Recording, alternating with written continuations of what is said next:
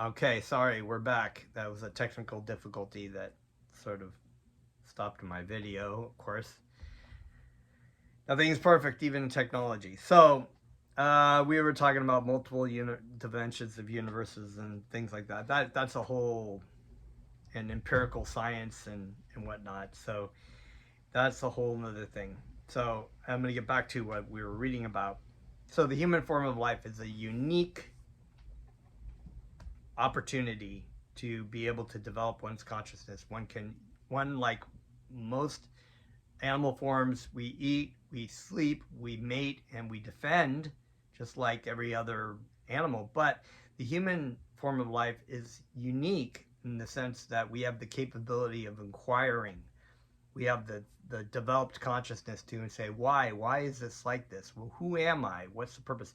You don't see dogs sitting around discussing Nietzsche and it's like cats going, you know what I think, they're just like, they just want to eat, sleep, mate, and defend, and that's all they really know how to do.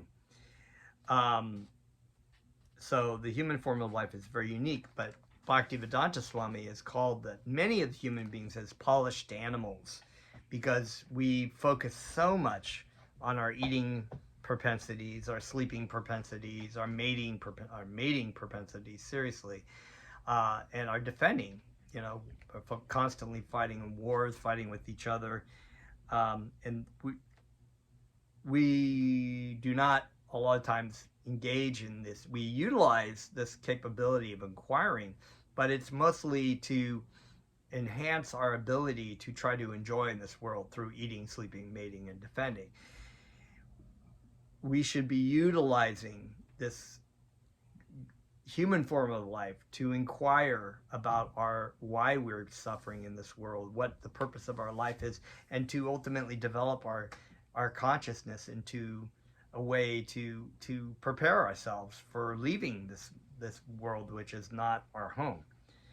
So, and into reconnect our ability to engage in devotional service.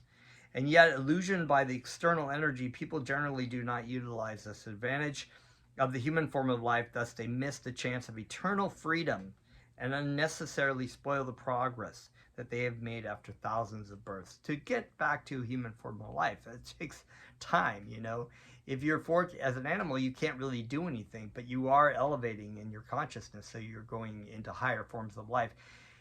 It's very fortunate for animals to hear the chanting of Krishna's names or to eat prasadam, because that elevates their ability to come back into human form of life in the bodily. But see, that's why they miss the chance of eternal freedom. That is eternal freedom. Once you've gone back to Krishna, you don't go. Once you go to Krishna, you don't come back. It's like, I made that mistake. I'm not going to do it again. In the bodily concept of life, one is attached to the offspring of the body due to false egotism, and everyone in conditioned life is entrapped by false relationships and false affection. So, a point of it's not that we don't make relationships with people. We should make we can have wives or husbands and children, but we don't make it as the all in all. You have this sort of scenario with like people at the deathbed and all their children around them crying, and their family members are like, don't go. It's like, we all have to leave, but if we can utilize that kind of relationship, teaching people about Krishna, teaching people about their real identity, helping them understand and be able to also act in this world, to be able to have real relationships. And I've stressed this before when we were reading a couple of stories before about the affection and relationships of devotees with each other, of love. And when you come into a community of devotees who are trying to develop their relationship with Krishna, and Krishna is the center, it's a very loving and beautiful relationship. It's wonderful.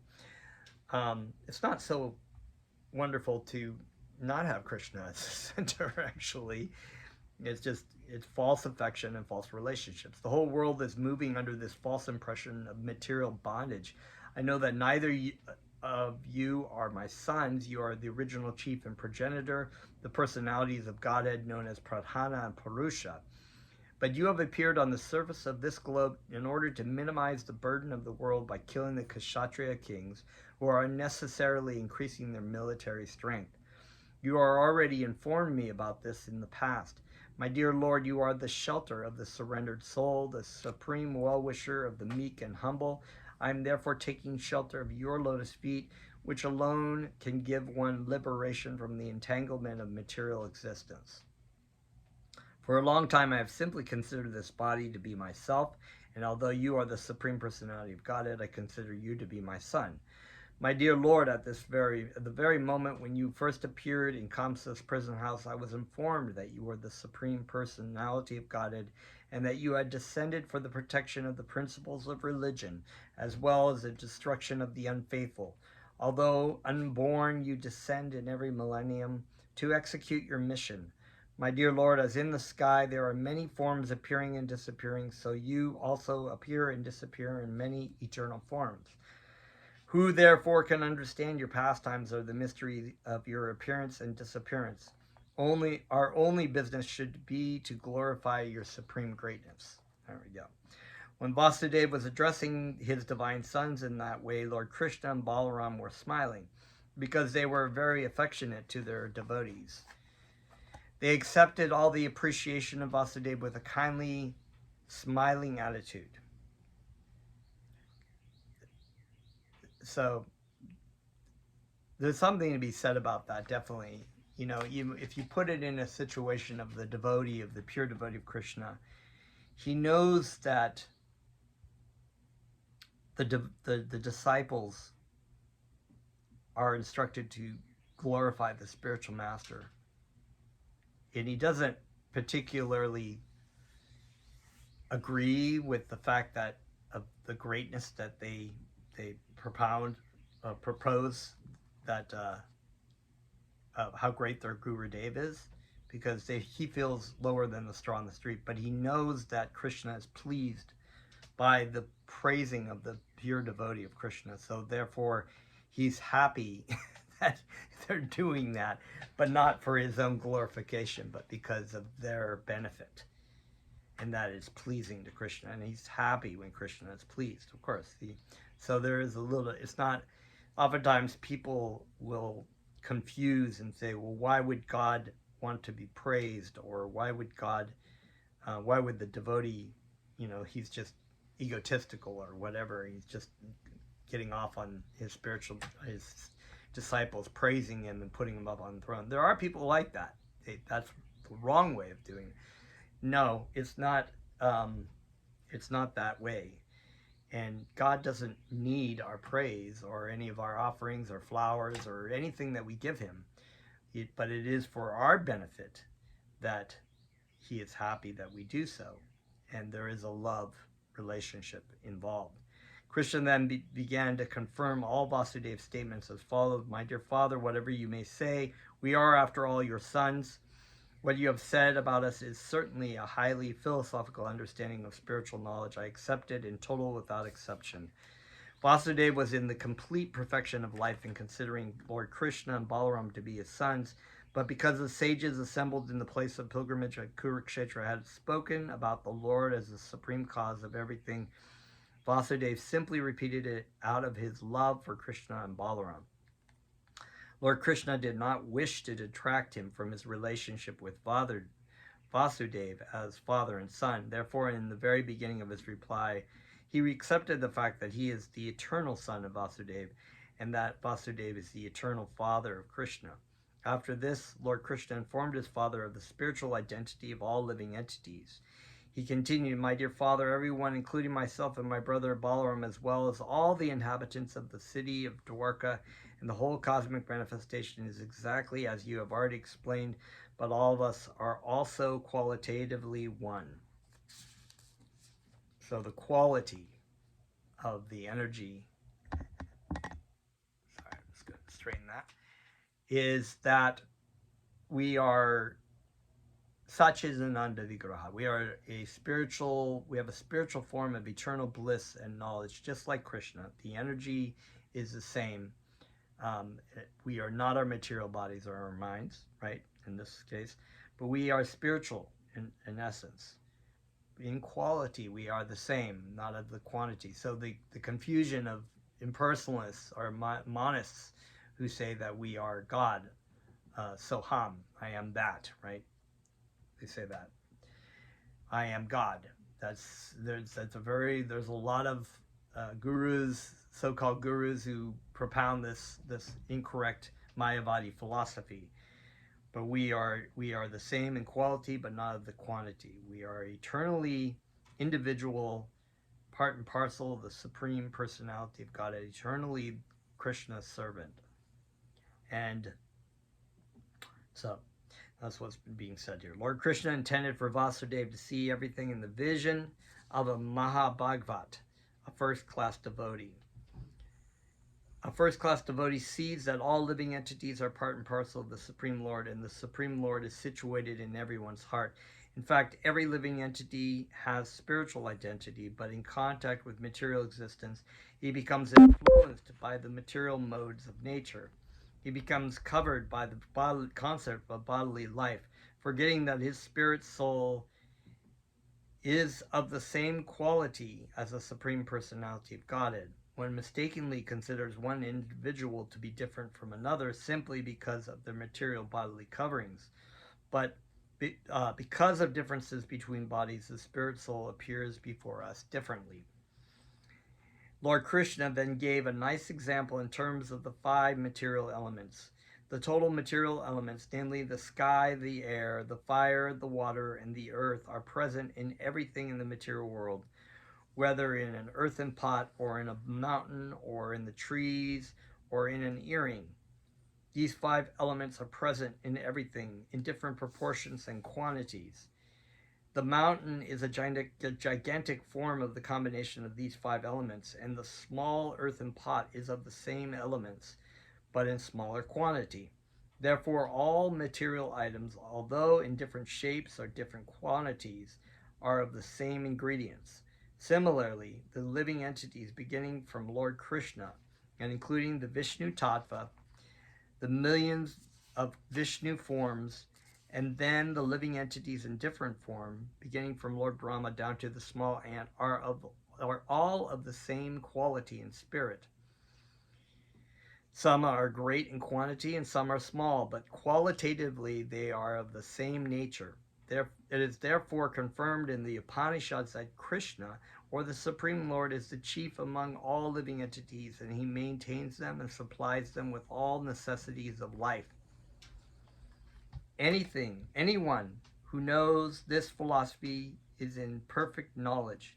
The Vedic version, Tat Tavam Ashi, thou art the same, does not mean that everyone is God, but everyone is qualitatively of the same nature as that of God. So a beautiful and wonderful statement of, sorry, there we go.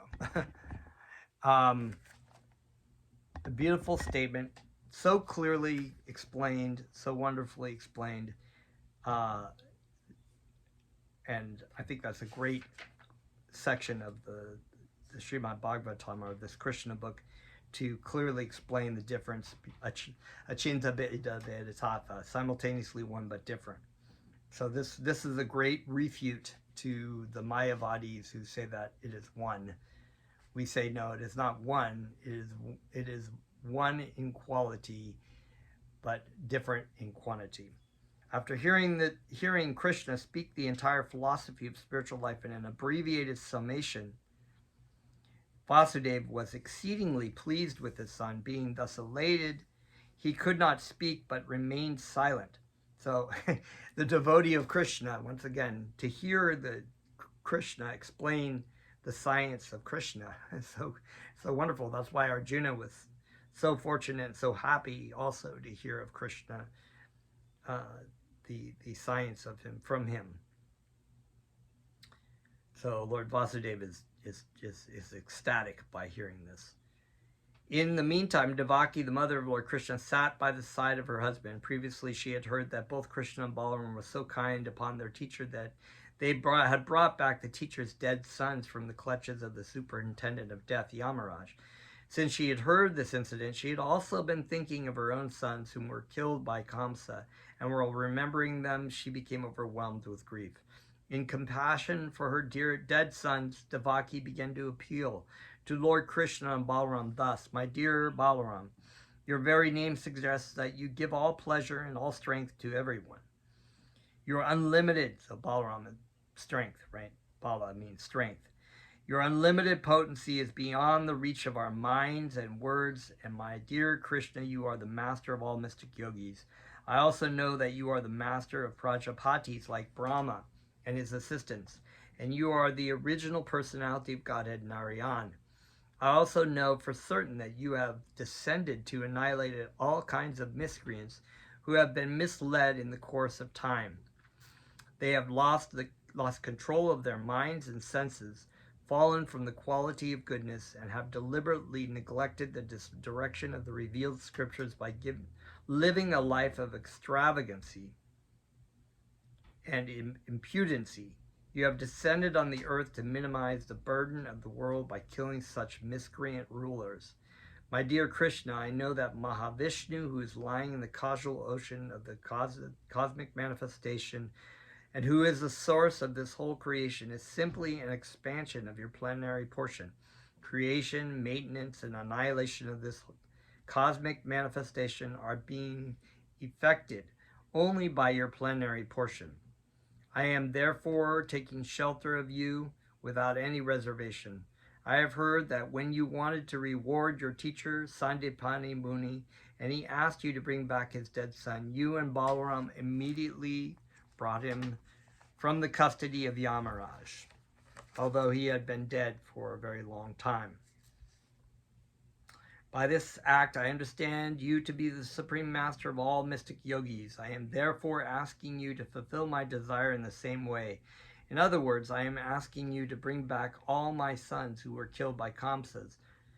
Upon your bringing them back, my heart will be content, and it will be a great pleasure for me just to see them once." So, as we know, it was Kamsa who killed all the sons of brothers and sisters of Krishna and Balaram. After hearing their mother speak in this way, Lord Balaram and Krishna immediately called for the assistance of Yogamaya and started for the lower planetary system known as Sutala. Formerly in his incarnation of Vamana, the Supreme Personality of Godhead was satisfied by the king of the demons, Bali Maharaj, who donated to him everything he had. So another story in the Srimad Bhagavatam, like Bali Maharaj, the king of the demons, gave everything to Vamana, the dwarf incarnation. And so that's a whole another story. I'd read that if you can in the Srimad Bhagavatam, really wonderful. Bali Maharaj was then given the whole of Sutala for his residence and kingdom. Now, when this great devotee Bali Maharaj saw that Lord Balaram and Krishna had come to his planet, he immediately emerged in the ocean of happiness. As soon as he saw Lord Krishna and Balaram in his presence, he and all his family members stood up from their seats and bowed down at the lotus feet of the Lord. Bali Maharaj offered Lord Krishna and Balaram the best seat he had in his possession, and when the lords were seated comfortably, he began to wash their lotus feet. He then sprinkled the water on his head and on the heads of his family members. The water used to wash the lotus feet of Krishna and Balaram can purify even the greatest demigods, such as Lord Brahma. After this, Bali Maharaj brought valuable garments, ornaments, sandalwood pulp, betel nuts, lamps, and various nectarian foodstuffs. Along with his family members, he worshipped the Lord according to the regulative principles and offered his riches and body unto the lotus feet of the Lord. King Bali was feeling such transcendental pleasure that he repeatedly grabbed the lotus feet of the Lord and kept them on his chest, and sometimes he put them on the top of his head. In this way, he was feeling transcendental bliss. Tears of love and affection began to flow down from his eyes, and all his hair stood on end. He began to offer prayers to the lords in a voice which choked up intermittently. My Lord Balaram, you are the original Anantadev. You are so great that Anantadeva, Sesha, and other transcendental forms have originally emanated from you and Lord Krishna. You are the original personality of Godhead, and your eternal form is all blissful, full of complete knowledge. You are the creator of the whole world. You are the original initiator and propounder of the systems of Jnana Yoga and Bhakti Yoga. You are the Supreme Brahman, the original personality of Godhead. I therefore, with all respect, offer my obeisances unto both of you. My dear lords, it is very difficult for the living entities to get to see you, yet when you are merciful upon your devotees, it becomes easy for them to see you. As such, only out of your causeless mercy have you agreed to come here and be visible to us, who are generally influenced by the qualities of ignorance and passion. My dear Lord, we belong to the Daita, or demon category. The demons, or demoniac persons, the Gandharvas, the Siddhas, the Vijayadharas, the Charanas, the Yakshashas, the Rakshashas, the Pashakas, the ghosts and the hobgoblins are incapable by nature of worshiping you or becoming your devotees. Instead of becoming your devotees, they simply become impediments on the path of devotion. But opposed to them, you are the Supreme Personality of Godhead, representing all the Vedas and situated in the mode of uncontaminated goodness. Your position is always transcendental. For this reason, some of us, although born of the modes of passion and ignorance, have taken shelter of your lotus feet and become devotees. For example, Prahlad Maharaj, who was born of a demoniac father, Hiranyakashipu. Some of us are actually pure devotees, and some of us have taken shelter of your lotus feet, desiring to gain something from your from devotion. By your causeless mercy, only we demons are in direct contact with your personality. This contact is not possible even for the great demigods. No one knows how you act through your Yogamaya potency. Even demigods cannot calculate the expanse of the activities of your internal potency. So how is it possible for us to know it? I therefore place my humble prayers before you. Please be kind to me, who I am fully surrendered unto you, and favor me with your causeless mercy, so that I may simply remember your lotus feet birth after birth. My only ambition is that I may live alone, just like the Paramahamsas, who, traveling alone here and there in great peace of mind, depend simply upon your lotus feet. I also desire that if I have to associate with anyone, they may be only your pure devotees and no one else, because your pure devotees are always well-wishers of all living entities. My dear Lord, you are the Supreme Master and Director of the whole world. Please therefore engage me in your service and let me thus become freed from all material contaminations. You can purify me in that way, because if someone engages himself in the loving service of your Lordship, he immediately becomes free from all kinds of regulative principles enjoined in the Vedas. So these prayers are, the prayers in these books are, in this Krishna book, are so wonderful and so apt that you could just pray it yourself from your own heart. The word Paramahamsa mentioned here means the Supreme Swan. So my dear Gurudev is Siddha Swarupananda Paramahamsa, because he is the swan who can withdraw the purport of the Vedas out of the Vedas, because the Vedas, the Vedas are so vast and they have so many things that are particular about material life and how to enjoy in the material world, or how to go to the heavenly planets, or there are so many factors to help regulate society in a certain way who want to enjoy in material sense enjoyment. But within that, the milk from the water is the essence of the Vedas, which is the essence of the Vedas, which is to come to know Krishna. So it is said that the swan can draw milk out from the reservoir of water. It can take only the milk portion and reject the watery portion. Similarly, a person who can draw out the spiritual portion from this material world and can live alone, depending on only on the Supreme Spirit, not the material world, is called Paramahamsa. So we should act in not imitation, but in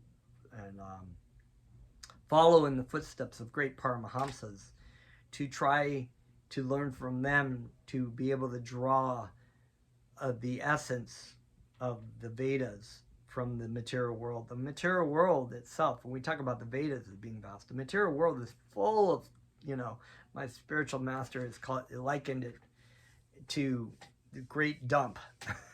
The great dump, or the library as being like a great dump. You go into the library and you find a Bhagavad Gita here or there, but it's just all kinds of junk that really don't help us with anything. So our purpose is to try to learn from the Paramahamsas how to extract the essence from the material world of how to get out of the material world and not be entangled in it. When one achieves the Paramahamsa platform, he is no longer under the regulative principles of the Vedic injunctions.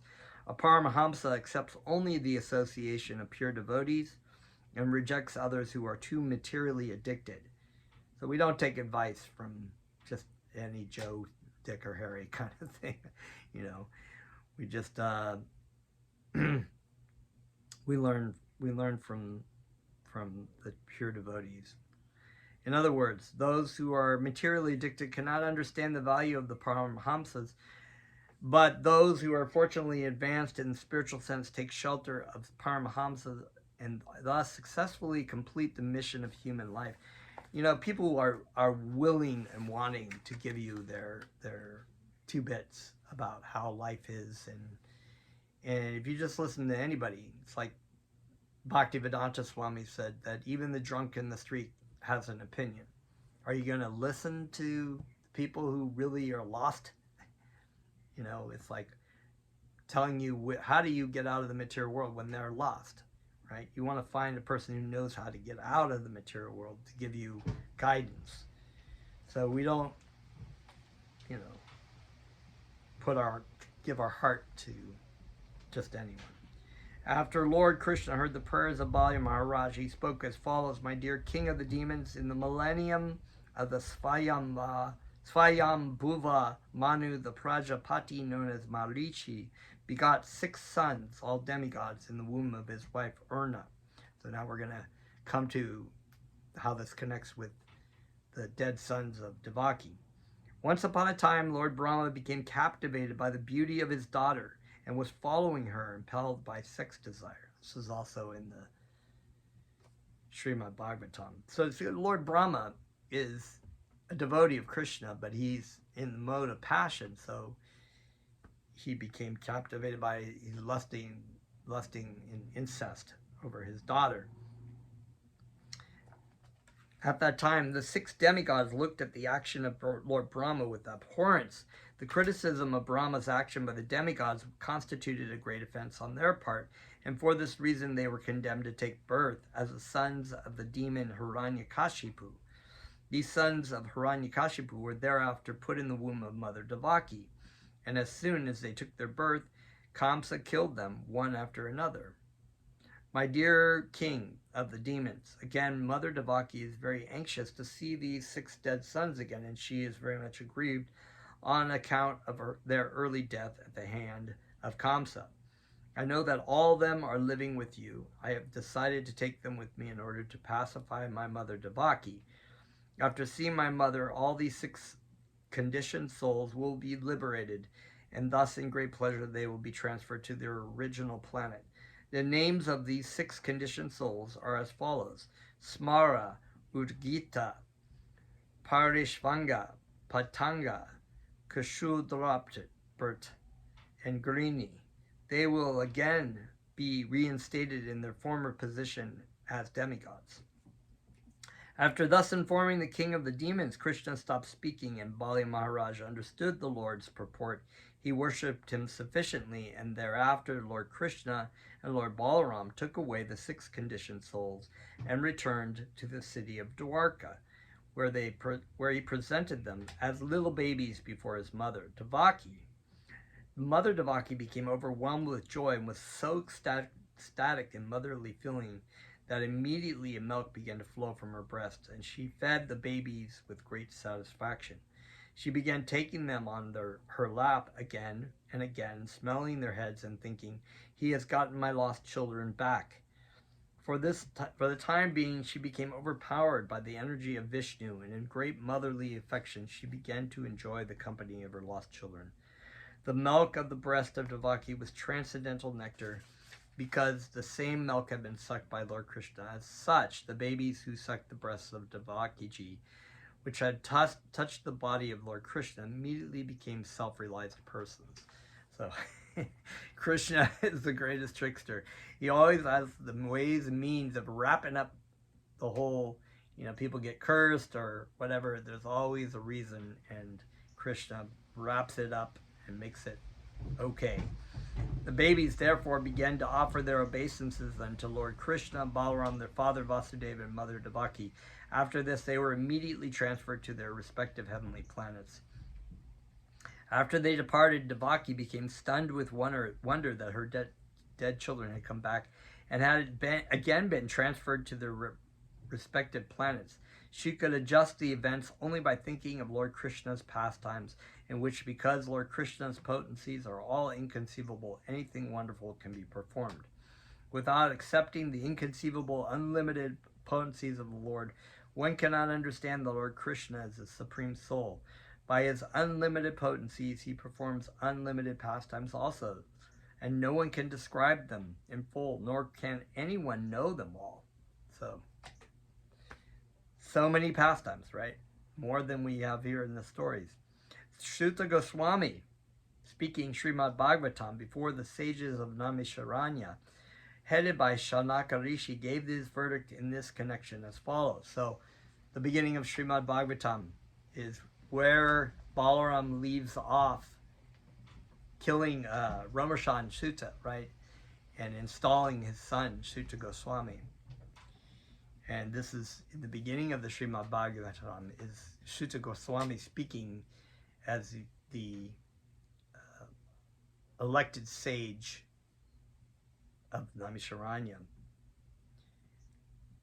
Great sages, please understand that the transcendental pastimes of Lord Krishna are all eternal. They are not ordinary narrations of historical incidences. Such narrations are identical with the Supreme Personality of Godhead himself. Anyone, therefore, who hears such narrations of Lord's pastimes becomes immediately freed from the contamination of material existence. And those who are pure devotees enjoy these narrations as nectar entering into their ears. Such narrations were described by Suta Goswami, the exalted son of Vyasadeva, and anyone who hears them, as well as anyone who describes them for the hearing of others, becomes Krishna consciousness. That's a good deal. And it is only the Krishna conscious person who becomes eligible for going back home, back to Godhead. Thus ends the Bhaktivedanta purport of the 3rd volume, 16th chapter of Krishna, Spiritual Instruction for Vasudeva and Return of the 6 Dead Sons of Devaki by Lord Krishna. And that's the end of that chapter. So next time we will get into the story of the kidnapping of Subhadra and other stories. And we're winding down to about 4 or 5 more stories. And so stay tuned for more. Thank you so much. Let's chant.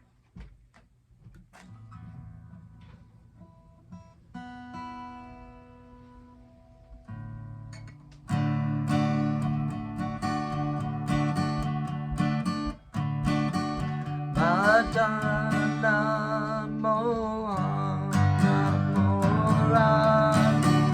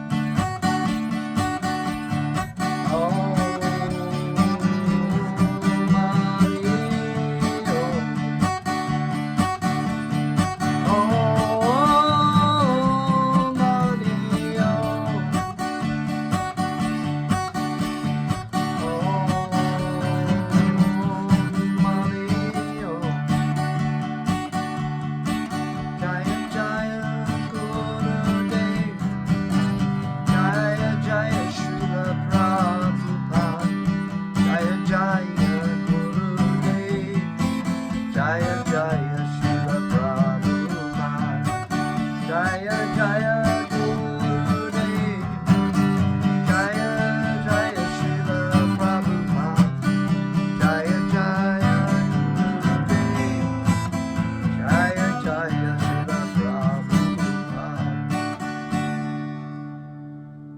And that is all. Haribol. Thank you for tuning in, and we'll see you next time.